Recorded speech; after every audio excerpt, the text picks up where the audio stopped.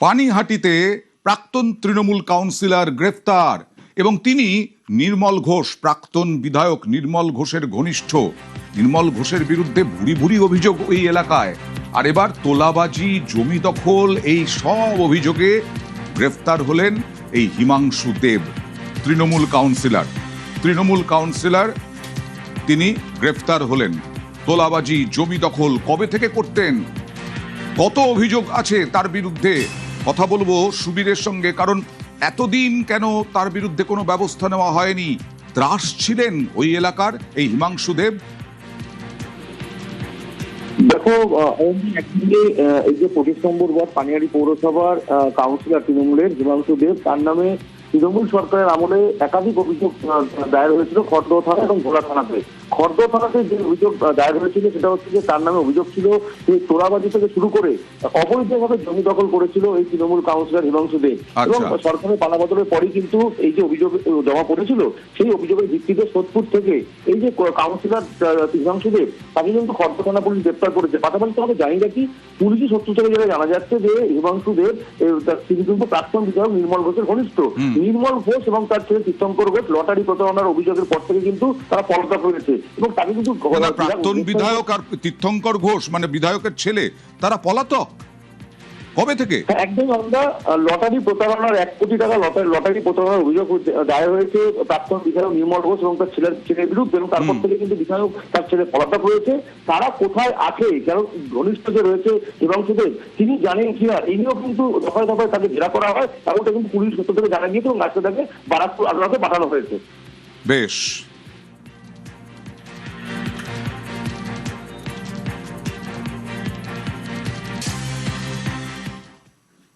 আরামবাগে গ্রেফতার 1। আরামবাগে এখনো পর্যন্ত যা জানা যাচ্ছে গ্রেফতার 1। আরামবাগে তৃণমূল নেতা, অশান্তি, মারধর, আগ্নেয়াস্ত্র দেখিয়ে ভয় দেখানোর অভিযোগ। প্রাক্তন পঞ্চায়েত প্রধান তিনি। এর বিরুদ্ধে কবে থেকে অভিযোগ ছিল, কি কি বড়সড় অভিযোগ, কথা বলবো প্রতিনিধি শুভদীপের সঙ্গে। শুভদীপের সঙ্গে কথা বলার চেষ্টা করব, কারণ এক এক করে এরকম ভাবে পঞ্চায়েত প্রধান, পুরপ্রধান হাসি মুখেই তো তিনি পুলিশের সঙ্গে যাচ্ছেন। তার মানে বিরাট দাপট ছিল একটা সময়ে এই পঞ্চায়েত প্রধানের। আব্দুল আজিজ খান তার নাম। আরামবাগে গ্রেফতার আরো এক তৃণমূল নেতা, তিনি পঞ্চায়েত প্রধান এবং সেই পঞ্চায়েত প্রধানের বিরুদ্ধে ভুরি ভুরি অভিযোগ। তার দাপট বিশাল ছিল নিশ্চয়ই, না হলে আগ্নেয়াস্ত্র দেখিয়ে ভয় দেখানোর অভিযোগ। কথা বলবো প্রতিনিধি শুভদীপের সঙ্গে। শুভদীপ, এই প্রাক্তন পঞ্চায়েত প্রধানের কতটা দাপট ছিল? দেখো হাসি মুখে তিনি পুলিশের সঙ্গে যাচ্ছেন। একেবারেই দেখো, হরিণতলায় একমাত্র নাম ছিলেন আব্দুল আজিজ খান ওরফে লালটুর নামে বিভিন্ন জায়গায় সন্ত্রাস চলতো তার নামে, এমনটাই অভিযোগ। এবং 2021-এর ভোটের পর থেকে তার বিরুদ্ধে একাধিক অভিযোগ পুলিশের কাছে জমা পড়ে এবং এর আগেও কিন্তু তিনি এই প্রথম নয়, এর আগেও তিনি বেশ কয়েকবার গ্রেপ্তার হয়েছিলেন মারধর, এলাকায় সন্ত্রাস, এই ধরনের অভিযোগে। অবশেষে ভোটের 4 মে ভোটের ফল প্রকাশের পর থেকেই কিন্তু এলাকায় সেভাবে দেখা যাচ্ছিল না। অবশ্যই গতকাল রাতে কিন্তু এই পঞ্চায়েত প্রধানকে গ্রেফতার করেছে তৃণমূল নেতাকে, তাকে এই মুহূর্তে আরামবাগ মহকুমা আদালতে তোলা হয়েছে। বেশ। মমতা বন্দ্যোপাধ্যায় কি আরো একা? শান্তনু সেনও এবার নব তৃণমূলে। যে শান্তনু সেনকে বহিষ্কার করা হয়েছিল, যে শান্তনু সেন রাজ্যসভার সাংসদ ছিলেন কিন্তু তাকে তারপরে বহিষ্কার করা হয়, সেই শান্তনু সেন নব তৃণমূলে যোগ দিলেন। বিপ্লব মিত্র, কাজল শেখ নব তৃণমূলের বৈঠকে, সাবিনা ইয়াসমিন বৈঠকে থাকার সম্ভাবনা গতকালই আমরা বলেছিলাম অনুব্রত মণ্ডলেরও, কিন্তু অনুব্রত মণ্ডল কি হাজির হয়েছেন? সব মিলিয়ে সরাসরি চলে যাব প্রতিনিধি অভিজিতের কাছে। তবে তার আগে বলবো, আজকে যে বৈঠক, সেই বৈঠক তো জাতীয় কর্মসমিতির বৈঠক তো গতকালই হয়েছে।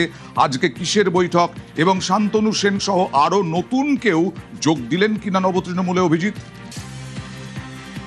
অয়ন, আজকের এই বৈঠক অত্যন্ত গুরুত্বপূর্ণ, কারণ একাধারে গতকাল জাতীয় কর্মসমিতির যেমন বৈঠক হয় যেখান থেকে কেন্দ্রীয় কমিটি এবং রাজ্য কমিটি ঘোষিত হয়, এবং আজকে মূলত জেলা কমিটি গুলো এখান থেকে স্থির করা হবে। এবং এই বৈঠকে যদি চমক বা নতুন কারা এলেন, প্রাক্তন রাজ্যসভা সাংসদ শান্তনু সেন এলেন, নারায়ণ গোস্বামী, উত্তর চব্বিশ আচ্ছা। পরগনার দাপুটের নেতা নারায়ণ গোস্বামী, যিনি অশোকনগরে দাঁড়িয়েছিলেন, পরাস্ত হয়েছিলেন। এসেছেন কে? রঞ্জন সরকার, শিলিগুড়ি পুরসভার ডেপুটি মেয়র ঠিক। রঞ্জন সরকার, তিনি আজকে যোগদান করলেন। এবং একই সঙ্গে কলকাতা পুরসভার বেহালার দিকের দাপুটে কাউন্সিলর সুশান্ত ঘোষ, তিনিও আজকে এই বৈঠকে যোগদান করছেন। ফলে বলা যেতে পারে উত্তর থেকে দক্ষিণ, পূর্ব থেকে পশ্চিম, মানে চারধারেরই বিভিন্ন নেতা, শুধু মানে উচ্চ স্তরের নেতৃত্ব নয়, তোলার দিকেরও যারা নেতৃত্ব আছেন, যারা তৃণমূল স্তরের নেতৃত্ব, মমতাপন্থী তৃণমূলকে যাকে বলা হয়, সেইটা খান খান হয়ে যাচ্ছে। এবং শান্তনু সেন থেকে শুরু করে রঞ্জন সরকার, নারায়ণ গোস্বামী, সুশান্ত ঘোষ, এখনো পর্যন্ত 4 জন, আরও হয়তো অনেকে আসবেন। অনুব্রত মণ্ডল নিয়ে আমরা জিজ্ঞেস করছিলাম, অনুব্রত মণ্ডল, আজকে বিপ্লব মিত্রর সঙ্গে কথা বলছিলাম, বিপ্লব মিত্র জানিয়েছেন যে অনুব্রত মণ্ডল আসলে স্বভাবতই বীরভূমে সংগঠন, নবতৃণমূলের সংগঠন অনেক জোরালো হবে, শক্তিশালী হবে, চাঙ্গা হবে। এবং অনুব্রত মণ্ডলও তিনি যেটা জানিয়েছিলেন গতকালই, যে প্রতীক যেদিকে আমি সেদিকে, অর্থাৎ যার কাছে প্রতীক থাকবে, তৃণমূলের জোড়া ফুল থাকবে, সেই তার কাছেই, তার সঙ্গেই তিনি থাকবেন। এখন অনুব্রত মণ্ডল আজকে অবশেষ পর্যন্ত আসতে পারেন কিনা, কারণ তার শারীরিক অবস্থা একটু হলেও খারাপ, ফলে তিনি আজকে এই বোট ক্লাবে, এই EM বাইপাসের পাশে এই বোট ক্লাবে এখানে যে বৈঠক চলছে, সেই বৈঠকে তিনি অংশগ্রহণ করবেন কিনা সেটা অবশ্যই প্রশ্ন। তবে সব আমি মিলিয়ে আসবো তোমার কাছে, যে কারণ তৃণমূল ভেঙে খান খান, এমন একটা পালাবদল হলো, তাতেই তৃণমূল ভেঙে খান খান। আর অনুব্রত মণ্ডল, যিনি একেবারে মমতা বন্দ্যোপাধ্যায়ের সব থেকে বলা যায় কাছের লোক ছিলেন, সেই অনুব্রত মণ্ডল, তিনিও ছাড়ছেন মমতা বন্দ্যোপাধ্যায়কে।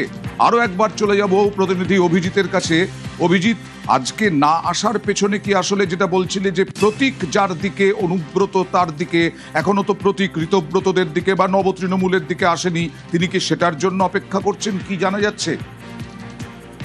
সেটার জন্য অবশ্যই যেমন তিনি অপেক্ষা করছেন, এবং তিনি ইঙ্গিত বুঝবেন যে এই নবতৃণমূলে তার গুরুত্ব কতখানি। যদিও নবতৃণমূলের পক্ষ থেকে বিভিন্ন নেতৃত্ব তারা বলেই দিয়েছেন যে বীরভূম এবং অনুব্রত মণ্ডল এটা এক সূত্রে, এবং সেক্ষেত্রে আরও নেতৃত্ব আসছেন দেখা যাচ্ছে। এবং সেক্ষেত্রে বলা যেতে পারে যে অবস্থা, তাতে একের পর এক নেতৃত্ব আসছেন, এবং ছবি দেখতে পাচ্ছি যে একের পর এক নেতৃত্ব, বিভিন্ন দিককার বিধায়করা আসছেন এবং নেতৃত্ব আসছেন, উত্তর চব্বিশ পরগনার নেতৃত্ব তারা আসছেন। এবং অনুব্রত মণ্ডল নিয়ে স্বভাবতই এই নবতৃণমূলের নেতৃত্ব তারাও মনে করছেন যে অনুব্রত মণ্ডল আসলে অবশ্যই বীরভূম জেলা জুড়ে তাদের পাল্লা ভারী হবে। কাজল শেখ পৌঁছে গেছেন, কাজল শেখ কিছুক্ষণ আগেই পৌঁছেছেন, তবে কাজল শেখ প্রথম থেকেই নবতৃণমূলের সঙ্গে ছিলেন, কাজল শেখ প্রথম থেকেই ছিলেন। এবং অনুব্রত মণ্ডল যদি এই নবতৃণমূলে যোগদান করেন, তবে স্বভাবতই বীরভূমে এই নবতৃণমূলের একদম একচ্ছত্র অধিকার হবে, এবং মমতাপন্থী তৃণমূলের মানে সেই অর্থে বীরভূম জেলায় কোনো রকম পা রাখার জায়গা থাকবে না। একেবারে শুভেন্দু অধিকারী, তিনি দুবার তৎকালীন মুখ্যমন্ত্রী মমতা বন্দ্যোপাধ্যায়কে হারিয়েছেন।